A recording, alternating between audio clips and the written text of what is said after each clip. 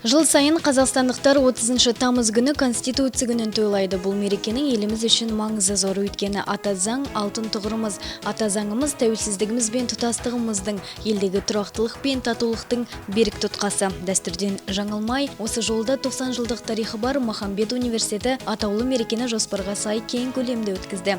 Нақтырақ айтсақ, білім ордасының қабырғасында алқалы кеңес өтті. Ата заң арайлы азаматтығымыздың айғағы, жарқын болашағымыздың бұлжымас бағдары атты кеңеске білім ордасының басшылығы, профессор, оқытушылар құрамы, қадірлі қонақтар қатысты. Кеңес барысында жиналғандар сан түрлі пікірлерді ортаға тастады. Қазақстан Конституциясы еліміздің ұлттық саяси құқықтық жүйесінің түп қазығы. Мемлекеттілігі мен егемендігінің, елдегі заңдылық пен құқық тәртібінің заңды негізі, барша заңнама мен құқық қолдану тәжірибесі. Бұған қоса еліміздің мемлекеттік құқықты қайта жаңғыруы мен даму үрдісі арқа сүйер мықты іргетасы. Демек, ата заңымыз, қадірменді қауым, біртұтас мемлекеттің, берекелі қоғамның бірлігі жарасқан елдің негізі.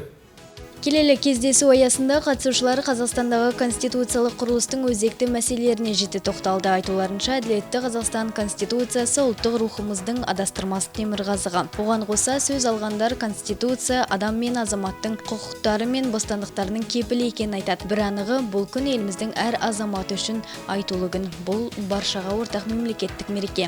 Адамзат баласы қауымдасып өмір сүруге бейім жаратылған. Қоғамдық тәртіп орнаған қауым қашанда өркениет көшінен қалмаған. Күші бар ерекше нормативтік құқықтық акт, негізгі заң, мемлекеттің құрылымымен қатар мемлекеттік билік институтын белгілейтін ереже ғана емес, мемлекет қандай құқықтық сақтау керектігін айқындайтын негізгі құжат.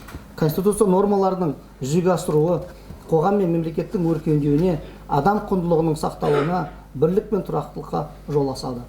Заңды білу уақыт талабы.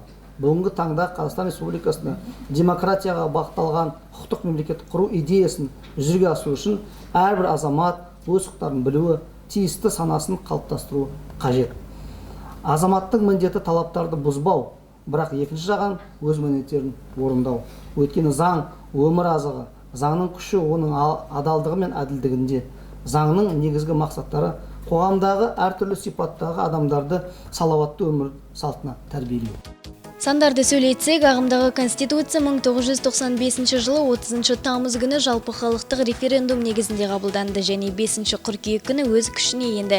Демек, биыл Қазақстанның ата заңына 28 жыл толып отыр. Сонымен қатар өткен жылы 5 маусымда республикалық референдум өтіп, Қазақстан Республикасының конституциялық заңына өзгерістер мен толықтырулар енген болатын. Алқалы кеңес арнайы көрмемен жалғасты.